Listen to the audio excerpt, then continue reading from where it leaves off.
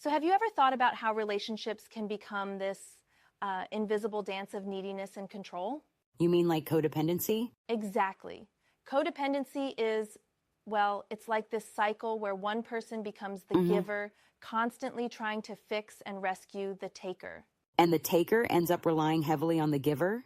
Yeah, that's it. It's not really about love anymore. It's more about control and feeling needed. Right, so both parties are kind of stuck in this unhealthy pattern. Exactly. The giver tries so hard to save the other that they Yeah. fuel the taker's dependence even more. It's like they become entangled, losing their own identities. Yes, they get enmeshed in this web of expectations and obligations, and it's suffocating Hmm. for both. But isn't there a way where this dynamic can be somewhat positive?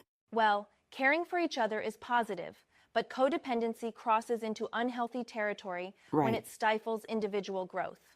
That makes sense. So how does one break free from this cycle? It starts with awareness, recognizing these patterns of codependency and Yeah. being honest with oneself.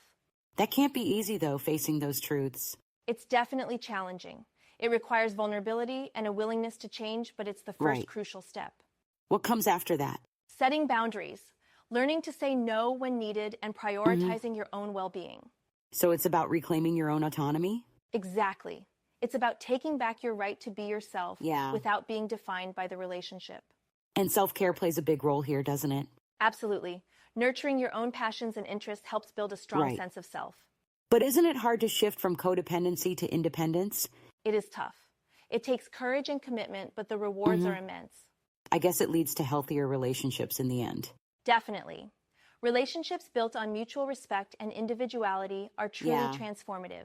But what if the other person resists these changes? That's part of the challenge. Sometimes setting boundaries can be met with resistance, but it's essential for Right. personal growth.